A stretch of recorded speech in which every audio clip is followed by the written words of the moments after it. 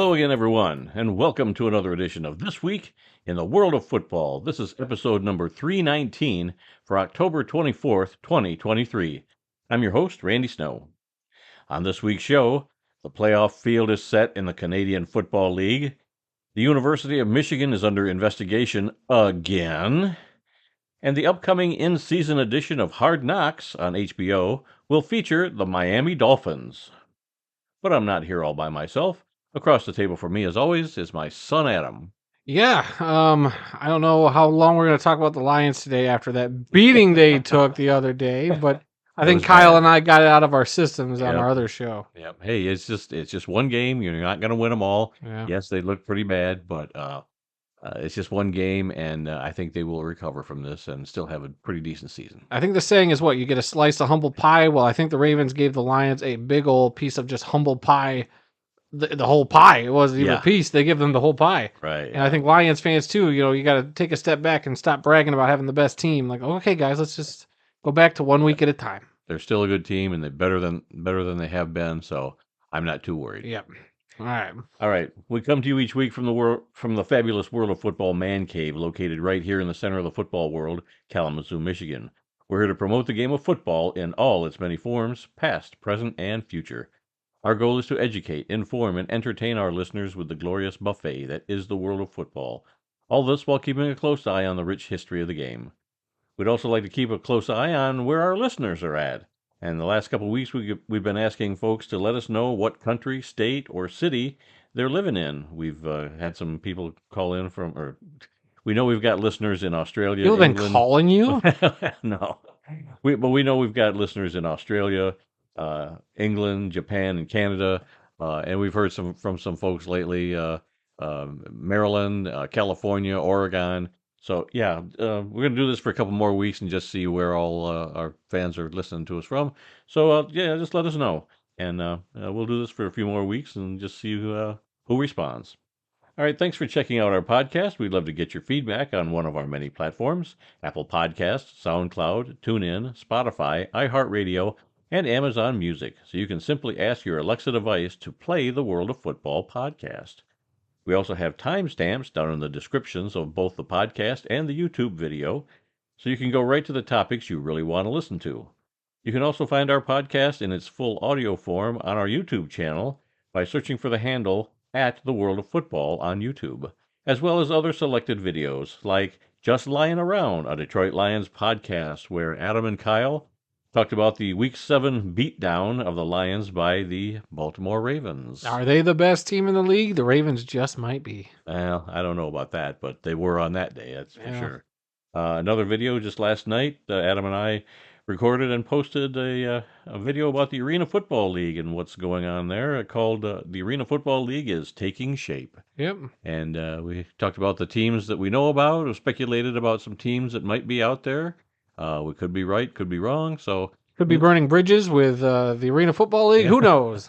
And one of the things we talked about last night is that we didn't know the name of the Everett, Washington team, and supposedly they're going to announce that today. Okay, we're not even going to make that a news topic. All right, we're just going to get rid of that one off the top. I don't know what it is. I haven't seen the release. I'm just saying that would have been a news item in Arena Football news. Well, we're talking about you're just throwing it right away for free, right at the beginning. Not even going to make the listeners work for it. Wow, Randy's just so nice to you guys. If at some point during the show we find out what their team name is, well, it's not going to be during the show. They're doing it Thursday. We'll have breaking news. It's happening Thursday at 6 o'clock. Or not announce when they're doing it. I swore I saw last night that they were going to announce Thursday, it today. Thursday, the 26th. Oh, okay. Yeah.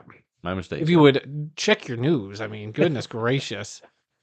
But I thought you would put it in as a news story later, but man, we're just not on the same page. Nope, we sure aren't. Just like we weren't on the same page yesterday. That's right. All right, so let's begin today's show without any further ado. And we begin with Adam and the World of Football scoreboard. That's right, everybody. I don't really want to talk about the scores because my Lions got blown out. And I'm sitting in a new position this week, so it's very awkward. You got to reach way over. Yeah, I'm trying to write down when you start talking about a topic, and I can't do that doing this. Yeah, you remind me of that picture. You don't remember this, but back when Richard Nixon was accused of erasing some tapes, they showed his secretary sitting at her desk, and she's like leaning way over, in an impossible position to where she could have accidentally wiped out the tapes or whatever. Well, the only reason I'm sitting like this, and I guess we're going to have to delay the scoreboard for a second because it's because normally I think we figure out some of our audio issues is that we sit too close together and my audio gets picked up on his microphone because he can't talk loud for some reason. All these years of podcasting, he can't develop podcast voice. I've been yelling at you my whole life. And you can't do it on a microphone. So I'm at least an extra 2 feet further back than I would normally sit. And I'm trying to figure out if this is why I always get picked up on his microphone. So that's what we're doing. But anyway, so we're going to start the World of Football scoreboard right now. And I still have to do double duty because I still have to type it down. So give me 3 seconds to do this. This is terrible. You are of no help to me right now. All right, week 7 in the National Football League was kicked off Thursday night, which saw the New Orleans Saints fall to the Jacksonville Jaguars 31-24. Did you watch any of this? I watched some of it, not a whole lot. All right, Jacksonville, kind of got lucky there at the end. The Saints dropped a pass in the end zone. Their young tight end there. Feel bad for him dropping that pass that would have tied up the game, but Jacksonville playing well. The Saints, not so much. Yeah. All right. Then the Baltimore Ravens defeated the Detroit Lions 38-6 in an absolute beatdown. It just seemed like Detroit couldn't do anything, and the Ravens just everything went right. Yeah, Detroit's first 3 possessions were 3 and out. They finally got a first down. Well, by that point, the Ravens were up 21. They were already up 28-0. So. 21-0 by the time the Lions got a first down. Yeah. It was just bad. It was really just to me it seemed like the Lions just started too slow. It was, you waste a 3 and out, and if you can't even stop the Ravens first off, but you can't match them, you're gonna fall behind real fast. Like they were way too conservative in their play calling, and just everything was. And then eventually they opened it up, and it's like now you open it up down 35 points. Like where was trying to do this earlier? It was a very bizarre. I don't know who to really blame for it, but it's one of those games I think right now that we'll just delete the tape, move on, and we'll be like, hey, remember when we lost back then? Like, what a weird week that was. Yeah, I don't know. We don't have any tape of it. Who knows? It could be an anomaly, or hopefully it's not a trend. If it's an anomaly, then we'll just be like, yeah, that was weird. Why did we lose that game? Yeah. But anyway. The one touchdown they got was from Jahmyr Gibbs. I didn't realize that was his first NFL touchdown. His first NFL touchdown for the rookie. Yep. The Chicago Bears got a big win over the Las Vegas Raiders, 30-12 between 2 backup quarterbacks. I forget who was Brian Hoyer was the Raiders quarterback, and then that Legend. Yeah, I can't remember. He's his name. A Division II quarterback. He lost from to the Shepherd University. He lost to the School of Mines in college. I don't know. They made a big deal out of that. Yeah. But yeah, so 2 backup quarterbacks. Bears got the best of that one. This game wasn't entertaining. How about this? The Cleveland Browns edged the Indianapolis Colts 39-38. I did see what a game. The end of that game. That was pretty interesting. Yeah. I mean, I didn't like the Colts uniforms. I think those might be some of the worst uniforms I've ever seen. I don't like those at all. But the Cleveland Browns defense, something else. And Myles Garrett is got to be the defensive player of the year. As much as I love Aiden Hutchinson, Myles Garrett is just miles above, no pun intended, the competition right now. That dude just has been flat out, gunning around the field, blocking kicks, making havoc in the end zone, forcing fumbles to get, his defense a touchdown. I didn't think you were allowed to jump over the line like that. I think over the center you can't, but the way it looked like that's what he did. Well, it wasn't over the center. It was over, I believe, a tackle or a guard. I can't remember because they got so many bodies there, but it definitely wasn't over the center. But I don't know how that worked. I haven't seen official because I always thought that was weird too that he was allowed to just jump over and not get called because I know you can't. The Packers player against Detroit on that Thursday night game got called, but that was over the center. So I guess I'd have to look a little deeper into the explanation for that, or if somebody out there knows and can share with us, that'd be grateful. So a pleasant surprise. Well, not a pleasant surprise, but the Buffalo Bills definitely surprised by the Patriots getting a 29-25 victory over them. Yeah. Who saw that coming? Not me. I didn't expect I thought the Patriots were darn near dead in the water, really, but they put up a fight at home against their division rival. We found that a lot this week. The teams everybody thought was dead, especially us doing our NFL picks. Now speak for yourself. But, it was so many teams came out of nowhere this week to win games that they shouldn't have. Yeah, but here's another one. The New York Giants, the team I said was dead in the water, getting a 14-7 win over the Commanders. Again, another division game. So sometimes those are the games you really got to watch out for. The division games, it doesn't matter what a team's record is. That's where the upsets are usually a brewing. Hmm. And here's another division game. The Atlanta Falcons defeated the Tampa Bay Buccaneers 16-13 on a last-second field goal by Younghoe Koo. Heck of a kick, heck of a win for the Falcons, which sends them to first place in the NFC South. Big loss, 2 losses now in a row, or 3 losses in a row, I think, for the Buccaneers because they started off 3-0. The Pittsburgh Steelers got a win over the LA Rams. A lot of controversy in this game based around the timing of a play where they said Kenny Pickett was down, or they marked the spot really bad and had, because it was like with 2 minutes and 14 seconds left in the game, and had the play. There was just a situation where the Rams had no timeout, so they couldn't call a challenge. And had that play happened within the 2-minute warning, it would have been reviewed and it would have gone the Rams' way because it was a terrible spot. So because of the terrible spot and because they just couldn't review that play, the Steelers kept the ball and essentially ran the clock out. But this is part of the bigger issue I think I'm having with NFL officiating this year. Just the rules in general of if there's a very important play like that, let's get the spot right. Let's get this right. You have all these expedited reviews as an officiating crew. Right. Get it done. There's no reason for all these bad calls, for these calls that are literally changing games. Right. And we'll talk about some stuff here in a second, but I'm getting really tired of it.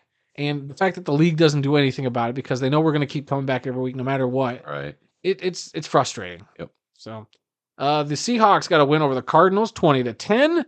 The Denver Broncos got a victory over the Green Bay Packers 19-17. This game was an ugly one. I didn't catch any of it, but yeah, I saw a couple of highlights. I had predicted Green Bay to win because I thought they were the better team, but I was rooting against them. I was rooting for Denver to beat them, and they did. That was very satisfying. The Kansas City Chiefs were fueled by Swifty power as they got the victory over the Chargers 31-17. Her first game that wasn't on national TV. No, but did you see the footage of her and Brittany Mahomes had a secret handshake? Doing the and then handshake Jackson thing. Mahomes got in it. That stinking SOB. I can't stand that kid. The fact I lost a little respect for Taylor Swift letting that guy in on their secret handshake. I cannot stand for this T Swift. Like, come on, get that. Hate that guy, Jackson Mahomes. I swear, there's one person on this planet besides the great Cheeto that led our nation at one point. He's the other one. Those are the 2 guys I just want to send to an island and just never hear from him again. Okay. All right. Opinions expressed on this podcast are Adam's and not mine. He says. All right. Then the Sunday night game, the Philadelphia Eagles got a 31-17 victory over the Miami Dolphins wearing those classic Sweet Kelly green uniforms. That was a great look. Shout out to the NBC crew for actually using the Philadelphia Eagles throwback logo as the graphic on like the scoreboard, all their graphic packages and stuff, because I thought that was a big missed opportunity a couple weeks ago when the Buccaneers were rocking their creamsicles that they didn't do that. Right, and I think they need to do that more, especially this week where I believe you're getting the Seahawks wearing their throwbacks. You got the Titans who are going to be rocking the Oilers look this week. So I better be seeing some of that, across the league. Like let's lean into this, throwback stuff. And then the Lions will be wearing their brand new alternate helmet on Monday Night Football. So I don't know if that deserves getting a graphic package, but also worth noting. But then the officiating in this game, I don't know how much of the Sunday night game you watched. Not a whole lot. It just, I know there's penalties in every game, and I try not to let officiating, to me, be the reason why a team won or lost. But it was very flagrant in this game where I thought Miami got jobbed quite a few times during the game. At least at one point they got vindication because, I think they got called for a penalty that shouldn't have been a penalty, and then Jalen Hurts went around and threw an interception for a touchdown, the next play. So a little bit of karma there. But it's just, there was a play where they didn't call pass interference. And I think Darius Slay got the interception. As much as I love you, Darius, that should not have been an interception. There was clearly a penalty on the Eagles on that play. Well, there was a few in the Lions game. There was one in the Lions game where it bounced off of Jamison Williams' helmet. But how could he go catch the ball when a guy's got his arm on Jamison's other arm and he can't reach up? He swatted his arm down before the ball got there, and then the ball hit him in the head. Officiating across the board is just plumb awful. Yep. And then last night, the 49ers fell to the Minnesota Vikings 22-17. Another one of those one-score games. Nobody saw that one coming, I'm telling you. Nobody did. Kirk Cousins showing up in prime time. Who would have guessed? Yeah. But another close loss for the 49ers, 2 in a row. They had their chance at the end of the game. Yeah, I they did did. stay up for this whole game. They threw an interception they there had again. their I was chance editing and- the video while the end of the game was happening.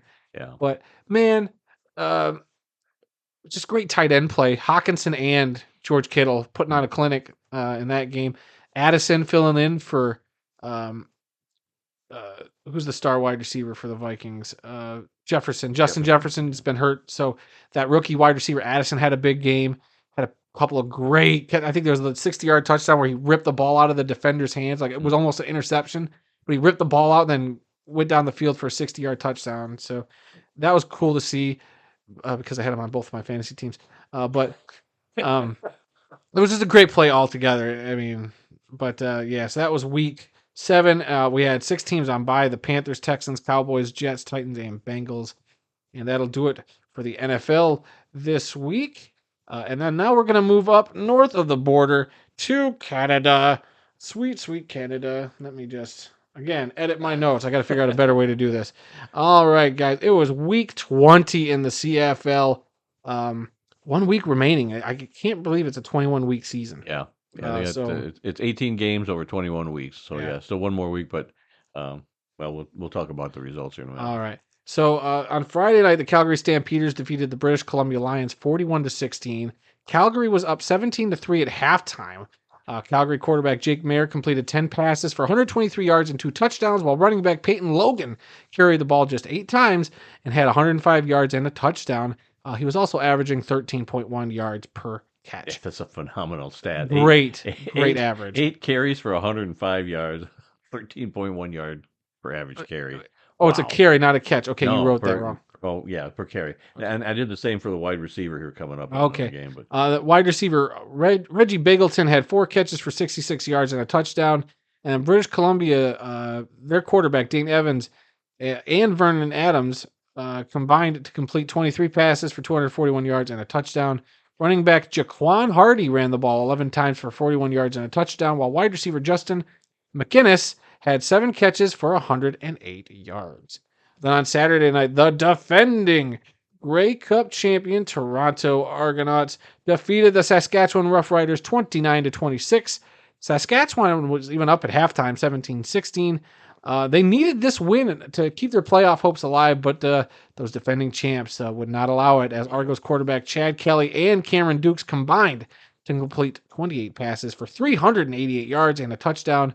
Running back Daniel Ababoye, Adababoye. Adababoye, there you go. Adababoye. I even wrote it phonetically, and I forgot that I did that. Ran the ball 9 times for 109 yards and a touchdown, while wide receiver DeMonte Coxie had 5 catches for 105 yards and a touchdown. Saskatchewan quarterback Jake Dolagala completed 30 passes for 429 yards and 2 touchdowns, while wide receiver Samuel Emilus had 7 catches for 137 yards and a touchdown, while wide receiver Sean Bain Jr. had 8 catches for 139 yards.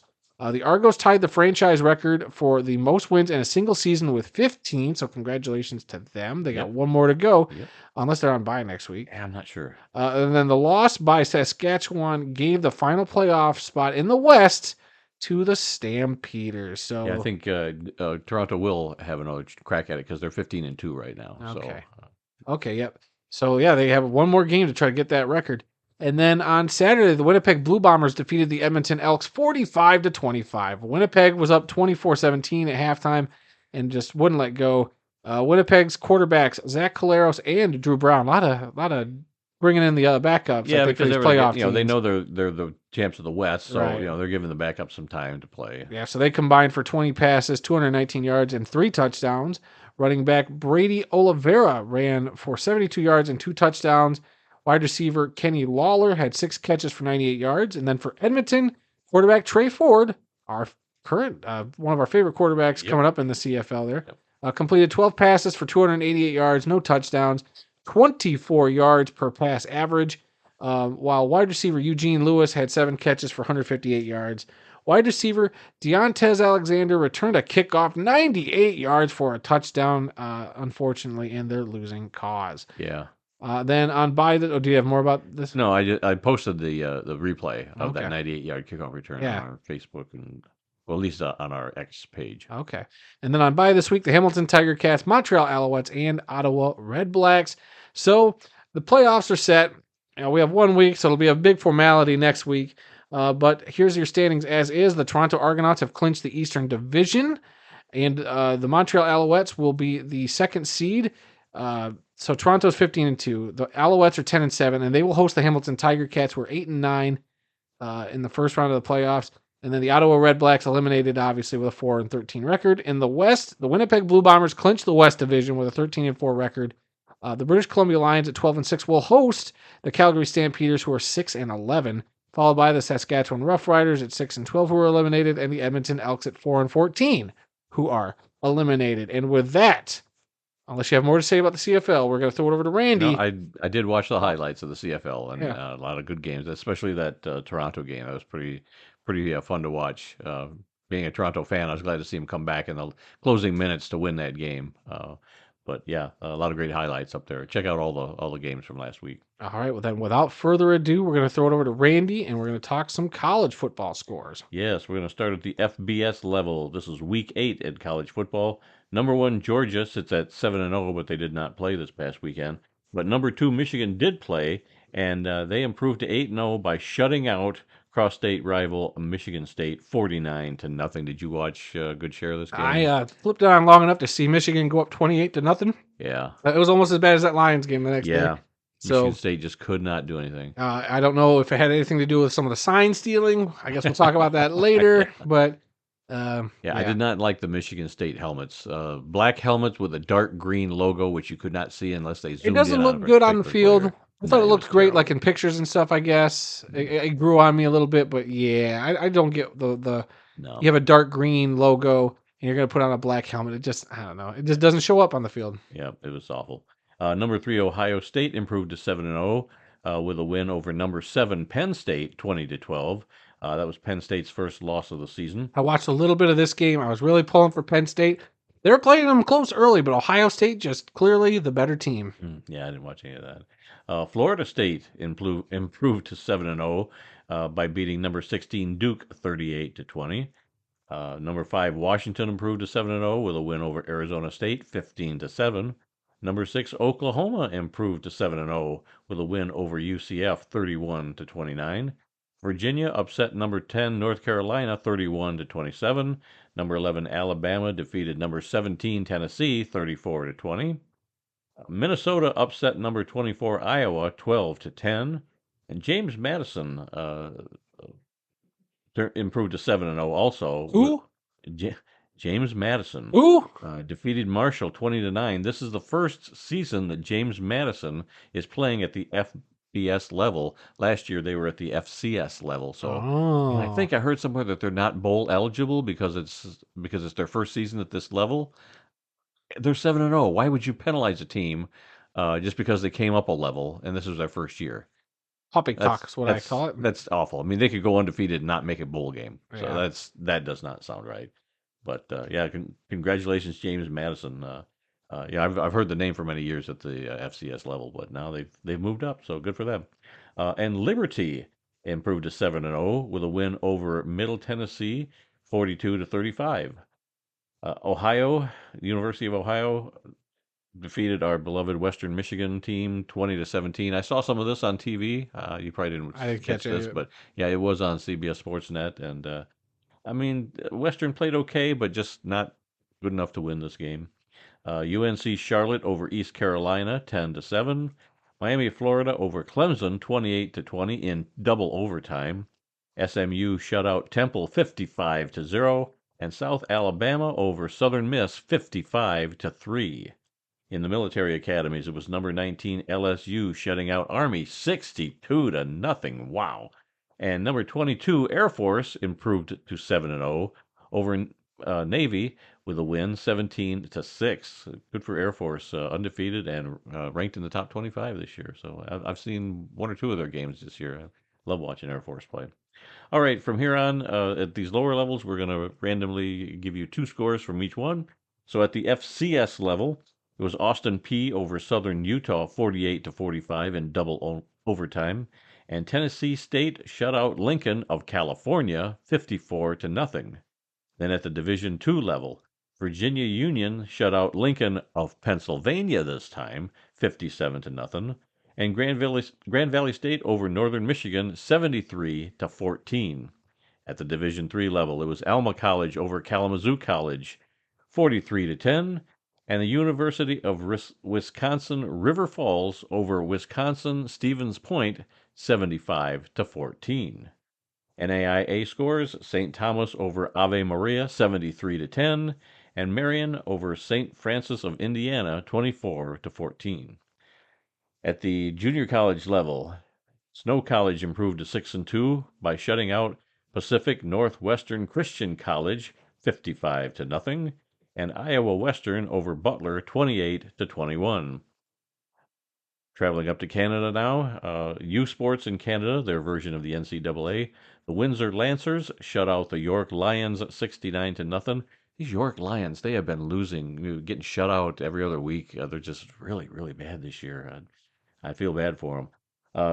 Queens Golden Gales over the Ottawa Gee-Gees, 12-8 in the other game from U Sports Canada. And then we got the Canadian Junior Football League. St. Clair Saints squeaked by the London Beefeaters, 32-31, and the Okanagan Sun over the Valley Huskers, 33-16. And that is it for this week's World of Football Scoreboard, where we tried to touch every level of college football. All right, moving on to some NFL news. Right after last week's game, it was announced that Indianapolis Colts quarterback Anthony Richardson was going to be having season-ending shoulder surgery, so I guess he's done for the season. I didn't hear that he actually had it yet. I'm assuming he did, but that was the plan, is that he was going to have season-ending shoulder surgery. You hate to see that. Yeah, huh? Did you hear one way or the other? Did he have the surgery? I don't know if he actually had it or not. I knew that was the plan. Right. So, yeah, shutting him down. It sucks because I think in his limited time we saw him, he looked like he was going to be a lot of fun to watch this year. Yeah. So, little bummed that we're going to get robbed of seeing his rookie season. Just hope he gets better next year, and he can come back to Indianapolis, and we'll see how they build. They'll probably have some early draft picks. I'm not going to say they're going to lose out this year, but they'll probably have some early draft picks to help build around Richardson, and should be a lot more, a lot of fun to watch next year too. Another NFL story: Commissioner Roger Goodell, who is 64 years old, got a 3-year contract extension through March of 2027. Financial terms were not immediately disclosed, but he reportedly was paid $63.9 million in each of the last 2 seasons. Wow. That's a good chunk of change for doing nothing to change anything that's bad about the NFL. I mean, when you work for the owners, I get it. Roger Goodell, look, don't get me wrong. I don't think he's as bad as people say, but he definitely doesn't do as good a job as I think he could do. He kind of lies somewhere in the middle. But look, you got to admit, the NFL is reaping the best benefits they've had ever. Why would they change anything when they're making money hand over fist? Yep. They don't have to do anything. Yep. That's one of the problems I have with the NFL. I get it. And I don't know. He talks a good game, but you'd like to see, some more action, some more preventative stuff, coming along the pipeline. Yeah, maybe do something before people browbeat you into doing something. Right. That'd be nice for a change. Yeah. But all right. HBO's Hard Knocks is coming back with another in-season edition. I'm not sure exactly when that's going to start. It says coming soon. But the Miami Dolphins are going to be the team that's going to be featured. How do you feel about that? To be honest with you, so the 2 previous ones they did the Indianapolis Colts 2 seasons ago. Didn't watch any of it. We watched 1 episode, and that's right. We watched 1 episode. It just didn't. Never watched another. It didn't work. Then the Arizona Cardinals were on last year. I don't think I watched any of that. Didn't watch a single one of that. But the Miami Dolphins have a head coach and a team that might actually be interesting enough to tune in every week to kind of see some behind the scenes. Mike McDaniels is a quote machine. This dude, anytime he steps up to the podium, has a microphone in his mouth or races a cameraman off the field. Like, this dude is a character. And I don't know if you heard some of he was interviewed on one of the sports shows this week, like one of those pregame things they do, I think. Okay. But he was telling a story about how when he was a kid, he lived in Denver and he didn't have a babysitter. He'd get up at 7 a.m. His mom would go to work and he would go to Broncos training camp during the summer. and he would get autographs from players, but he would also he would wear I forget what team hat he had on. I think it was a Charlotte Hornets hat. He said he had. He'd wear the Charlotte Hornet hats at the beginning of the day, and at the end of the day, he'd take the hat off and go get another autograph from the same player. But he said he lost his hat one time and he couldn't find it. And one of the people who worked for the Broncos, I don't know if he was an equipment guy or what, but he said, "Hey, I lost my hat." He went to the lost and found. If you found anything like that, and the guy said, "No, unfortunately not." But then I think the next day, if I'm telling the story correctly, that same guy he went and talked to at the lost and found gave him that Charlotte Hornets hat back, but it had the tag still on it. And so the guy went out, bought the kid a hat, and then Mike McDaniel says he introduced that guy to his mom, and I think that's his stepdad. Oh, So it was actually a really cool story he told. So, and he's got an interesting journey, through the NFL, being an assistant coach. I think he had some substance abuse problems at one point. But yeah, he was like a Denver Bronco ball boy, also when he was a kid. So he's just an interesting, funny dude, and I think that would, in long story short, I think that's going to gravitate me to maybe trying to check out this Miami Dolphins in season. I only got room in my life for one HBO Hard Knocks per year, so I'll do the preseason stuff. I'm not gonna bother with any in season. Like I said, I'm going to give it a try. But yeah, there's so much stuff now. It's hard to jump on. This is just one more thing to add onto the pile of stuff I'm already trying to keep up with. Yeah, I've got another show I'm watching, which I'll be talking about here Oh, in a yeah, few yeah, minutes. yeah. But yeah, a couple of transactions. Broncos safety Kareem Jackson is suspended for 4 games for a targeting hit during the Packers game. I hadn't heard about this, but you just showed me the video. I showed you the video of at least of one of the plays that kind of launched this suspension. Yeah, the dude, you just can't lead with the helmet guy. Like, I know it's hard out there, and guys are flying around, 20 miles an hour sometimes. But some of these forcible acts you've been seeing around, guys leading with their helmet, some dirty hits. This is just your professional athletes. We don't need any of this. Like, getting in the fights before games. I get it. There's a lot of trash talk, but this hit, like I said, out of context, not watching the full play and just seeing the slowed down hit on like a Packers wide receiver along the sideline, it's gruesome. Was it 4 games worthy? I don't know. That would lead me to think that he's got a history of some bad hits, and they just said, you know what, you're done. Maybe he had a couple questionable hits during the game, but that's the one that broke the camel's back. Right. But yeah, so I think anytime there's a player that gets suspended for something that's not gambling, and it was like on-field play, you got to take note of it. And so Kareem, we'll see in 4 weeks, I guess. Yeah. In another transaction, the Eagles traded safety Terrell Edmonds and 2 draft picks to the Titans for safety Kevin Byard. Yep, a total upgrade, a former teammate of A.J. Brown. So I think the Eagles got the better end of this deal here, upgrading at the safety position in that defense. And right now, this is the time. Like, the trade deadline's next week? So, I think so, yeah. So are we going to be seeing some more big transactions? McCaffrey went and got traded last year at the deadline. Are we going to have a big splash like that, or is it going to be stuff like this where it's like not super noteworthy? Because, like you said, who's Kevin Byard? Just a solid safety, a guy who's going to probably be a great fit on your already got a bunch of good dudes on that Eagles back half of that line, but clearly a guy that is going to up their game. So I'm curious to see what other moves are coming. I'm sure there will be some before the trade deadline. It's not November 1st. I'm not exactly sure when it is. Yeah, probably. Either that or Halloween Day. It's usually that Tuesday, so it'd be the Halloween Day maybe. Oh, yeah. Either that or the week after. I'm not sure. Yeah. All right, moving on to some college news. The University of Michigan is being investigated for stealing signs of opposing teams. Michigan has suspended football staffer Colin Stalion. I'm not sure how you pronounce his name. Pending the conclusion of the NCAA investigation. Sign stealing isn't illegal in college football, but an NCAA rule bans off-campus, in-person scouting of future opponents in the same season. And I guess that's where this comes from. I guess supposedly Michigan had several staffers go to various games around the country, actually attend the game and sit between the 45-yard lines and watch the sidelines, taking notes on what some of their signals were, and then what the play was that was a result of that call. And so that, I guess, is what they're being investigated for. not only future opponents, but possible college football playoff opponents were being scouted by some of their staffers. And Coach Harbaugh is also being investigated for recruiting violations right now. He had a self-imposed, 3-game suspension early in the season. So, yeah, Michigan's got some issues going on. Hey, when you're a big program like that and you become the top dog, of course, I think all these programs do it. That's why I think they just got to get out from under the NCAA. Something we just got to get rid of the NCAA and they got to restructure.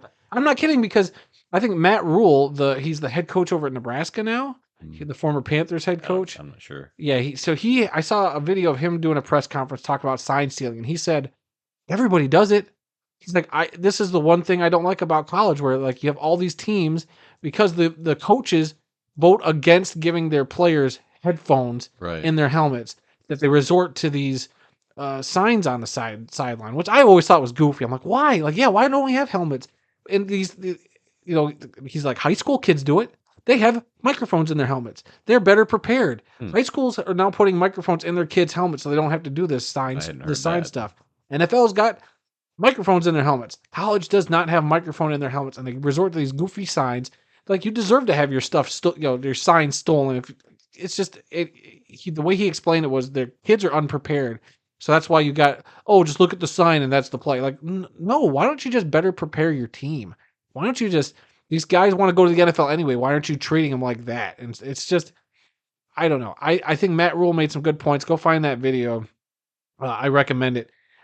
Like I said, he doesn't exactly say, because I think they asked him at the end, like, Jill, do you think Michigan did anything to you when you played them? Like, did you feel like they had any advantage? And he's like, well, I haven't been asked any questions by the NCAA, so I'm not going to really talk about that. But it's like, I'm sure all these teams do it. Well, Michigan just got caught. What's wrong with having the quarterback have a wristband with the plays on it, and you send a player in, the coach says play 17 this time?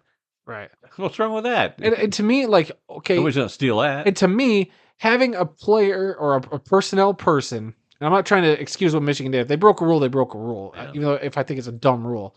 But what's the difference between having a staffer at the game watching this when I'm sure every week they have video?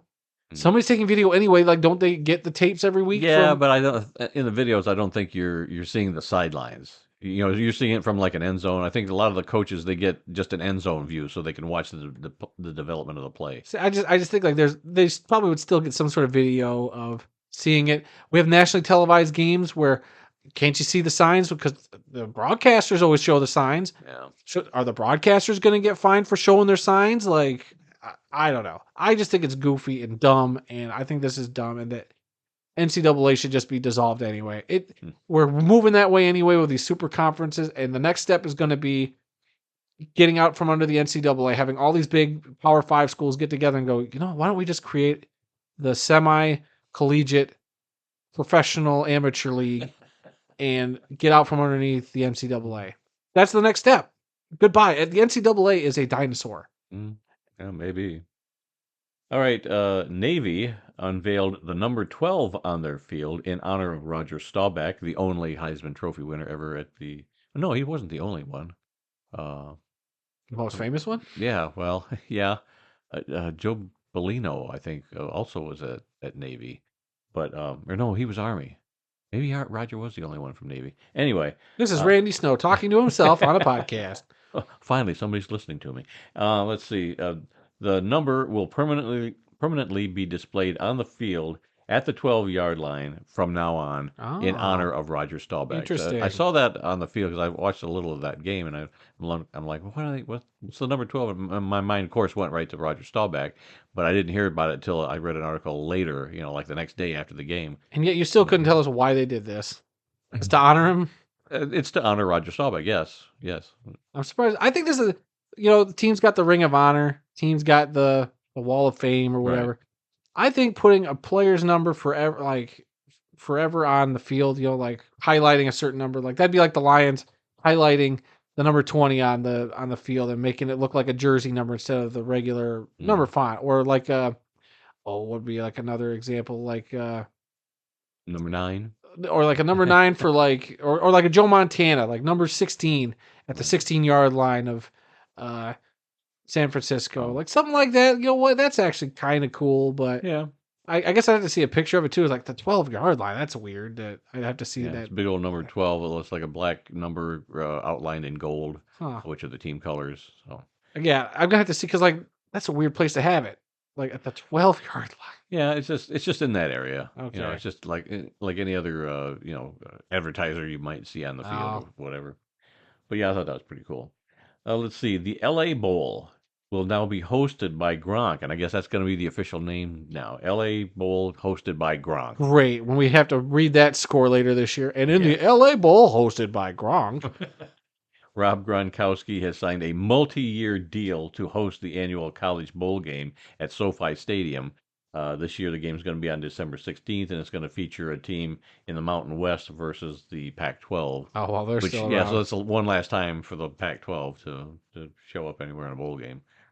But yeah, wasn't this the Jimmy Kimmel Bowl when it first came out a couple years ago? The LA Jimmy Then Kimmel Bowl. Yeah. yeah, something like that. Or it was Jimmy Kimmel Bowl, and then I it don't became know. the LA Bowl. Who can keep track? But yeah, just another Los Angeles celebrity type. Let's get a celebrity into the game because people here wouldn't go to a game unless there's a celebrity. Well, in a few years when it's attached to the it. LA Bowl presented by Kurt Menefee, I mean, I'm sure we'll still check in.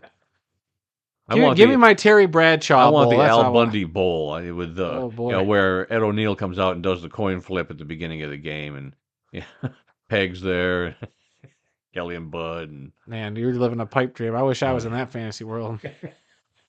you can. It's reserved just for me. Let's see. The Al Bundy Shoe Bowl. Oh, there you go.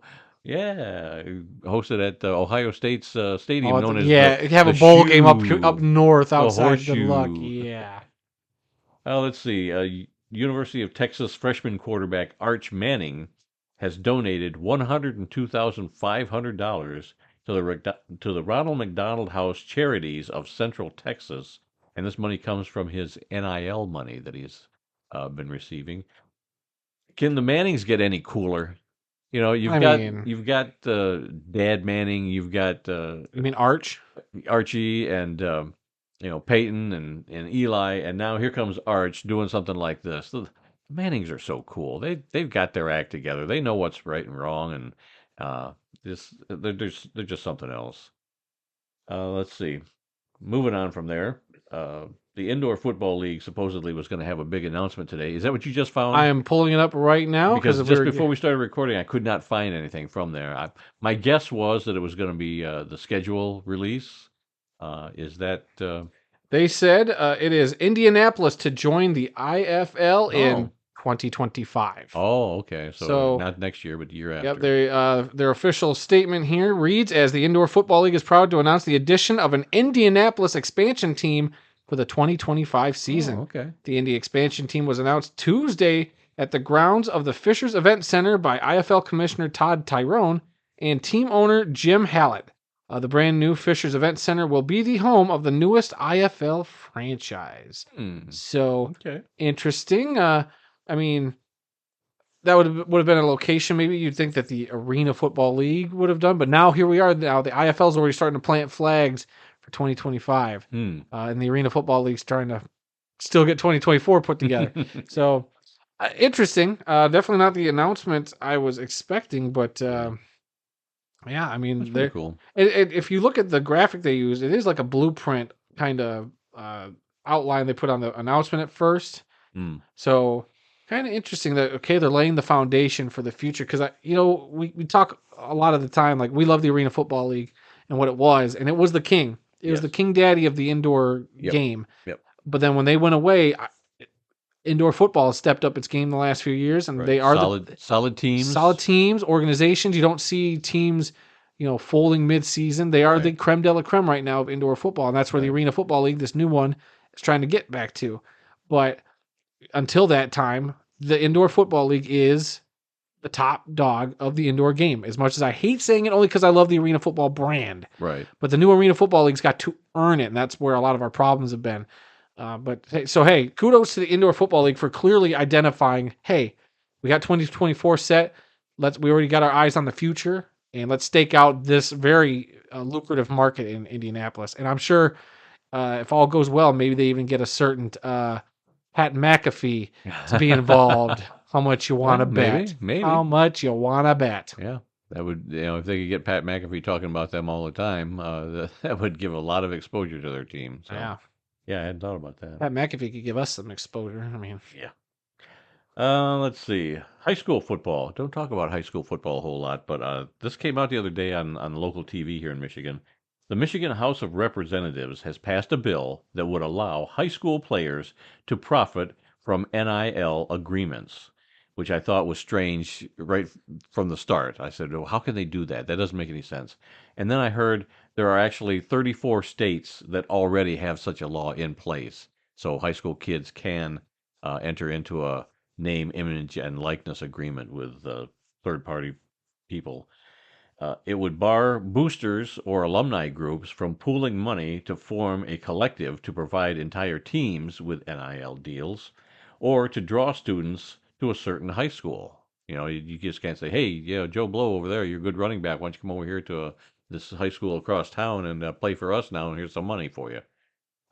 So that's not going to happen. The bill also requires parental consent and disclosure and recording of all deals with the Michigan High School Athletic Association. Plus, the legislation prohibits students from entering into NIL deals, requiring them to wear or promote a specific sponsor or item during official team activities. If you got Reebok or some kind of cleats or something, you can't wear them, because you got to deal with them just because, that's your deal. So this doesn't make any sense. They got so many restrictions on what you can and can't do. What are these kids going to do, and how are they going to make this money? I don't know. And finally, it says here, it also bars certain contracts, such as with alcohol, probably tobacco companies, and adult entertainment companies. A local strip club can't be giving you money to. my name's Billy Bob Thornton the fourth, 15-year-old running back for. Well, I guess it's in Michigan. I don't know. I went Southern, but From Southern Michigan. Southern Michigan, family from Tennessee originally, and I'm supporting or sponsored by Tobacco, Big Tobacco. Mm-hmm. Yeah, we can't see any of that. So, yeah, I'm sure a lot of cannabis shops would probably want to get in on this, so that those would probably be. I get it, but man, if they're underage, that should just be a non-starter right there. Yeah, I don't understand why they're giving this to these kids. I mean, I would have to look at some of the other states and see what are some of those deals made up. You know where this makes sense? How are they doing that? NIL makes more sense in Texas and Ohio, where I think where high school football is a little bit more of a draw. Sure. I mean, don't get us wrong. We love football here in Michigan. Obviously, the state of Michigan loves its football, but just down there, it's different. Those two states alone, there, California, that is different. Yeah. But here in Michigan, I mean, I don't know. I don't get me wrong. If there's any of these schools that are making money and that get enough exposure to where, hey, we can NIL, or a kid can get NIL. Get your money, kid. I mean, I ain't gonna behoove a kid for getting his money, but yeah, being underage like that, it just makes it a little more more fishy. I disagree. I think this is totally wrong. You're giving these kids a sense of entitlement. By giving them money at the high school level, then they get to college, they're going to want more money.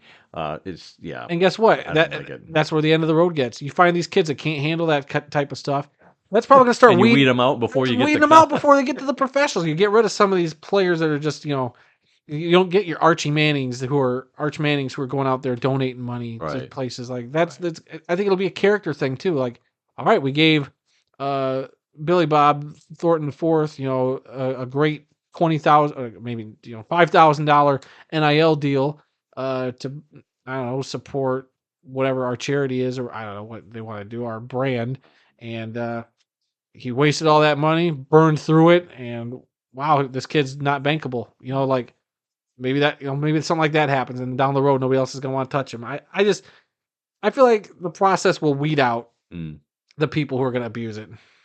I just think it's wrong. I was shocked when I saw that 34 states already have this on their, It doesn't surprise me. They have a bill that says it's A-OK for the kids to do that. Like you said, Texas and maybe California would be two states where I could say, some of these kids are going to make a lot of money or get a lot of attention because they're going to go on to, Notre Dame or University of Texas or whatever. But just all these other states, what is going on? I don't care for it myself. All right, one of my favorite shows just came back on ESPN Plus, Peyton's Places with Peyton Manning. Season 4, Episode 1 premiered this past Sunday, and it was all about National Tight Ends Day, which is the fourth Sunday in October is when it's celebrated. He was talking to George Kittle of the 49ers, and he also talked to Kellen Winslow, formerly of the San Diego Chargers. And it was great conversations with those two, and it was very entertaining. Peyton and Kellen Winslow, or not Kellen Winslow, but George Kittle were going around San Francisco putting flyers on cars, riding on the cable car, yelling at people, hey, passing out T-shirts for National Tight Ends Day. It was hysterical. It was great. And one thing that they mentioned, they actually talked about the CFL on that show. And they said that the CFL is doing away with the tight ends. And I hadn't thought about this before, but they're right. They don't use a tight end in the CFL. They have lots of receivers. You know, they got 12 players on the team, so they've got like 4 or 5 receivers out there. But they're all speedy wide receivers to try and get down the field. Um, and really, they don't have tight ends up there. At least it doesn't. There still might be some beefy dudes who would have technically been a tight end, like in the old style, but they're just labeled as a wide receiver. And yeah, you got some pretty big dudes out there catching balls over the middle, but they don't call them tight ends. They're just wide receivers up there. Yeah. So yeah, looking forward to this whole season. I don't know how many episodes. Usually about 10 episodes or so. Yeah. But yeah, check out Peyton's Places on ESPN Plus. First episode just dropped 2 days ago. All right, today's birthdays and anniversaries for October 24th. Quarterback Y.A. Tittle, born on this date in 1926. He passed away in 2017 at the age of 90. Man, I read a great book about him. I think he wrote it with somebody else called Nothing Comes Easy.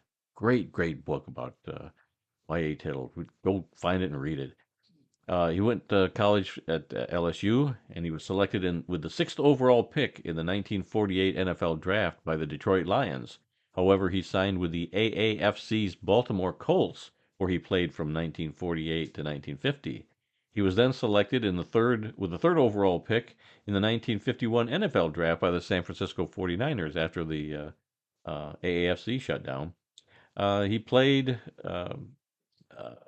with the 49ers from 1951 to 1960 and was part of what was known as the $1 Million Backfield. Classic backfield over there. I can't remember the other 4 guys' names. I didn't have time to write them down. But then he also went on to play for the New York Giants between 1961 and 1964, and he was inducted into the Pro Football Hall of Fame in 1971. And the other historical event for this day, on this date in 1971, wide receiver Chuck Hughes dies during a game between the Detroit Lions and the Chicago Bears in Detroit. Lions wide receiver, I guess he was just went out for a pass, and as he was walking back to the huddle, he just collapsed on the field and had some kind of a seizure and passed away on the field.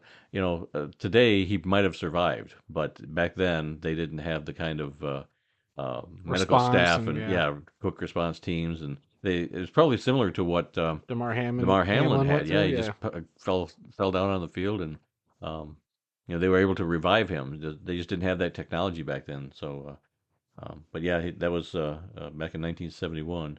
I was 12 years old when that happened. Wasn't really a football fan, but I remember hearing about it from some other kids on the school bus the day after the game. So Monday going to school is where I heard about it. So yeah, Chuck Hughes passed away on this date, 1971. All right, a couple of obituaries to talk about today. A couple of real tongue twisters. So I'll take the first one here. The first obituary, and this is where we take a moment to honor those who made the world of football a better place. Tom Reichlek, an end in the NFL and the American Football League for 5 seasons, has passed away at the age of 89. Reichlek played college football at American International and was selected in the 10th round of the 1957 NFL Draft by the Detroit Lions. He played in Detroit in 1958, as well as for the AFL's Buffalo Bills from 1960 to 62, and the AFL's Denver Broncos in 1963. Our next obituary is that of Dick Bielski, an end, fullback, and place kicker in the NFL for 9 seasons, has passed away at the age of 91. Bielski played college football at Maryland and was selected with the 9th overall pick in the 1955 NFL Draft by the Philadelphia Eagles. He played with the Eagles from 1955 to 1959, and I'm going to sneeze. Holy smokes. All right. You're allergic to obituaries. Apparently, he played. I'm allergic to death. He played for the Eagles from 1955 to 1959. He also played for the Dallas Cowboys in 1960 and 1961 and the Baltimore Colts in 1962 and 1963. All right. Lastly, today, a couple of upcoming events on our upcoming events calendar. Saturday, October 28th, the CFL regular season comes to an end. So we'll know the final standings, even though the playoff pairings are all set. Yep. We'll know what the final records are for everybody this year and get the playoffs underway the following week. And then next Monday, October 30th, the Raiders at the Lions on Monday Night Football. We will be there. Yes, we will. And hopefully, if we're the first part of the 25,000 people to get in the gates, they're giving away Aiden Hutchinson bobbleheads. Don't tell anybody we want to get. Yeah, we definitely going to have to get those. Well, we're going to have to try to get out to Detroit early from Kalamazoo. So it's going to be a long day. We'll probably be outside a lot longer than we normally would, but it's a Monday night. I don't care about tailgating too much. I just want to get to the game. Right. And not hit that traffic. So I'm hoping we get there a little early to avoid some traffic. Yeah. But we'll see what happens. But I'm looking forward to it. We'll probably make I'll make some sort of video about our trip there, because on top of it being, just the World of Football crew plus one going to this game, it'll be your completion of the current NFL franchises coming to Detroit to play the Lions. A journey that is taking you, what is it? 49? 49 years? 49 seasons, yes. Well, it's not so much other teams coming to Detroit. I thought that's what it was. But I've now seen every all the other 31 teams in the NFL play against Detroit, whether in Detroit or I thought it was road. mainly in Detroit. No. Okay. But yeah, the Raiders were here a few years ago, and I had tickets, but your mom decided to fall off a horse and wound up with a concussion in the hospital, so I didn't get to go to that game.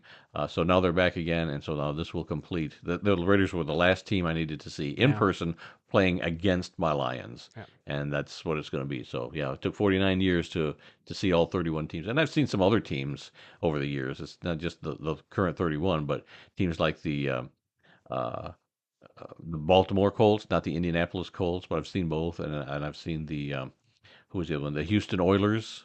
Saw them play in Detroit. So so there's been other teams too, but yeah, to see every single team in the NFL that's currently there right now, having seen them in person, have the ticket stub for most of them, and the other ones, the recent ones, they just don't do ticket stubs anymore. Right. You got to have a phone app, and you show your phone, and they scan it. Nothing on paper. Take a screenshot of your ticket. Whatever. But it's not the same. Yeah. So that's our plans for Monday Night Football this week. All right. Anything else that we need to mention before we close the show? We should be all good. I don't see any other breaking news right now. So okay. Sounds good. All right. Well, that's it for this week. If you learned something during this podcast about the incredible amount of diversity that exists in the world of football, then we've done our job. Visit our website at theworldoffootball.com for news, links, upcoming events, original articles, videos, and more. Our email address is info@theworldoffootball.com. You can also like The World of Football on Facebook at TWOF Kalamazoo. You can also follow our X account where the address is at TWOF Kalamazoo. We also have an Instagram account now. The address is the same. Just look for TWOF Kalamazoo. New episodes of this podcast are posted on Tuesdays and are available on SoundCloud, Apple Podcasts, Stitcher, TuneIn, Spotify, iHeartRadio, and Amazon Music. So you can simply ask your Alexa device to play the World of Football podcast to hear us on whatever Alexa devices you may have. You can also find the full audio version of this show on YouTube. Search for the YouTube search bar for the World of Football Kalamazoo, or use the handle youtube.com/@theworldoffootball. So please spread the word and subscribe, rate, review, give us a like, leave us a comment, let us know what you think, and please come be a part of the football conversation. And remember, folks, some people may love football more than we do, but nobody, and I mean nobody, loves more football than the two of us sitting here in Kalamazoo. Until next time, when we'll try and do a better job. Yeah, right. I'm Randy Snow. And I'm Adam Snow. And we'll see you all next week.